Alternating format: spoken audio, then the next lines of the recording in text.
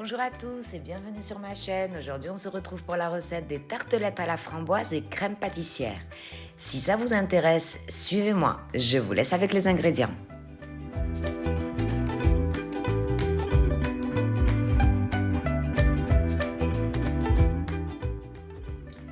On commence la recette directement avec la pâte sablée. Vous avez la recette de la pâte sablée sur ma chaîne, donc je vous remets le lien en barre de description et juste au-dessus de la vidéo. Donc pour commencer, on vient saupoudrer le plan de travail avec de la farine. On dépose notre pâte sablée et on vient l'étaler.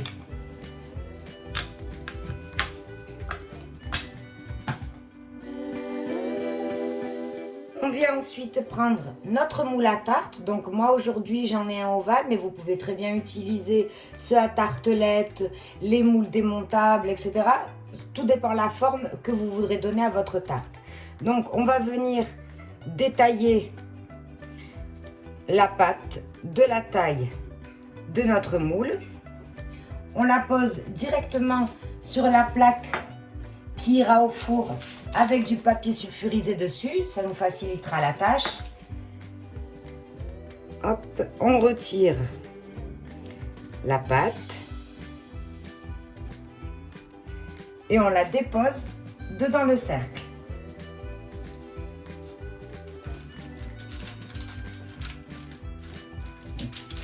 Vous voyez pas? Vous voyez, comme ceci.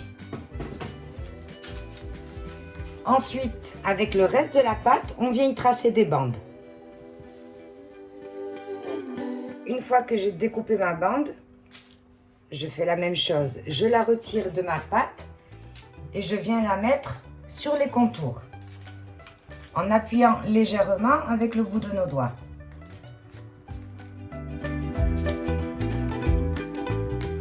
Et à l'aide d'un couteau, je viens retirer l'excédent.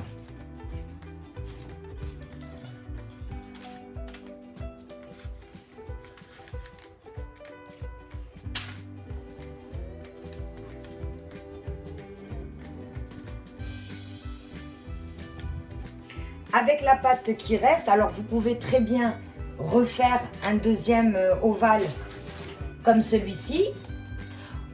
Ou bien pour jouer un petit peu avec les formes, avec la pâte qui me reste, je vais décider de les faire dans un cercle. Mais vous pouvez très bien en faire une grande. Donc si jamais vous voulez le faire en tartelette ronde, c'est exactement le même principe. On détaille la pâte de la même taille que le cercle. On prend le fond, on le met au milieu.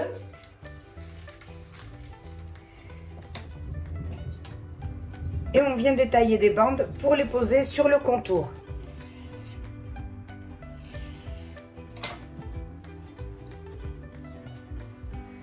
Et tout simplement, comme on a fait pour l'autre. Et si vous le faites avec un grand moule, c'est la même chose. Voilà, et on fait exactement pareil pour toute la pâte, que ce soit une grande ou une petite. Une fois moulées, on passe les tartelettes au congélateur pour 30 minutes. Une fois congelées, on vient piquer la pâte. Ça aurait été mieux, je vous avoue, de le faire avant de le passer au congélateur. Hein. J'ai oublié, mais bon, c'est pas méchant.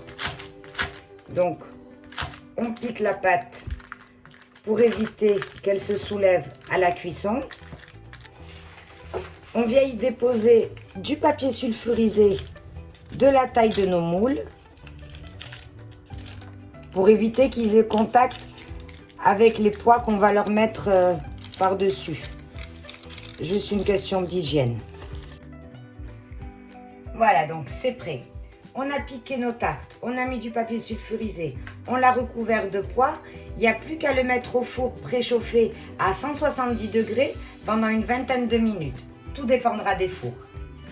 En attendant que nos petites tartelettes sont au four, on va venir préparer un coulis aux fruits rouges. Donc nous aurons besoin de fruits rouges.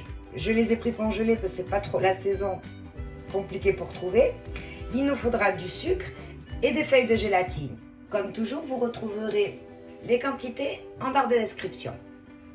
On commence par venir hydrater nos feuilles de gélatine dans un grand bol d'eau froide. À feu doux, on vient mettre dans une casserole les fruits rouges encore congelés. J'ai fait des fruits rouges, vous pouvez très bien prendre des framboises ou des fraises. Et le sucre. Et on le laisse faire à feu doux.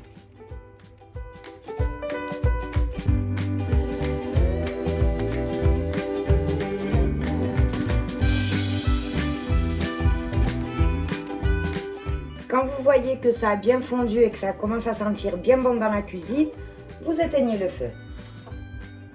Hors du feu, on vient y ajouter la gélatine essorée. Et on remue pour la faire fondre. On vient ensuite verser le tout dans le bol du mixeur. Et on vient mixer. Une fois mixé, on vient le passer au chinois pour avoir un coulis encore plus lisse. J'aime pas quand il y a des petits grains. C'est une question de goût, hein. Il y en a qui le font sans, enfin avec, pardon. Moi, je préfère sans.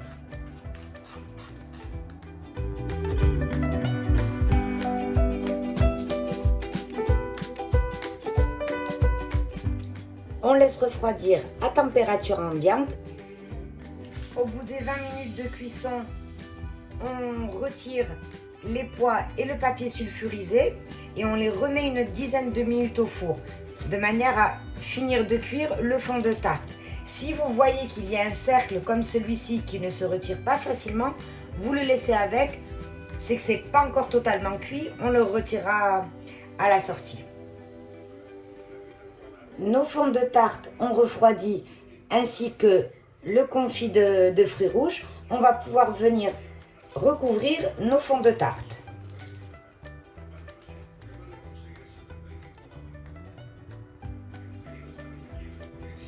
Une fois recouverts, on vient les mettre au frais. On ressort la crème pâtissière qui était au frais. Donc la recette de la crème pâtissière, vous la retrouverez sur ma chaîne. Je vous mets le lien au-dessus de la vidéo et en barre de description.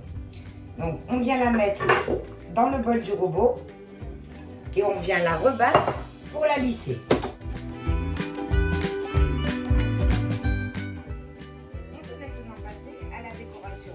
J'ai mis ma crème pâtissière dans une douille cannelée.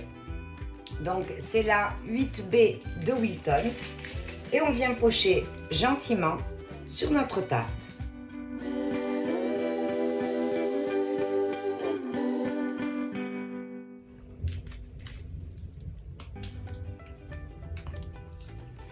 On vient y ajouter maintenant des petites framboises. Attention, cette fois fraîches. Si vous les prenez congelées, ça va rendre de l'eau.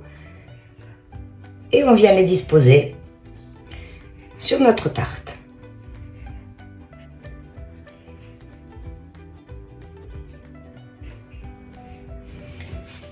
Et on fait une décoration similaire pour les petites. Je vous conseille vivement cette recette de crème pâtissière parce qu'en plus d'être super onctueuse et légère, sans même 1 gramme de gélatine, elle se tient parfaitement et elle respecte complètement la forme de la douille.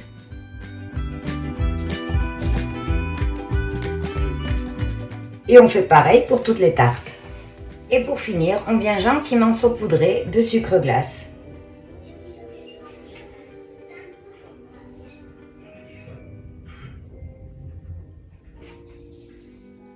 Et voici nos petites tartelettes. Donc je vous rappelle qu'elles sont composées d'une pâte sablée, d'un coulis de fruits rouges, de crème pâtissière et de framboises fraîches. J'espère que la recette vous aura plu. Si c'est le cas, n'hésitez pas à vous abonner et d'activer la petite cloche pour ne perdre aucune de mes recettes. Merci, on se retrouve pour une prochaine vidéo.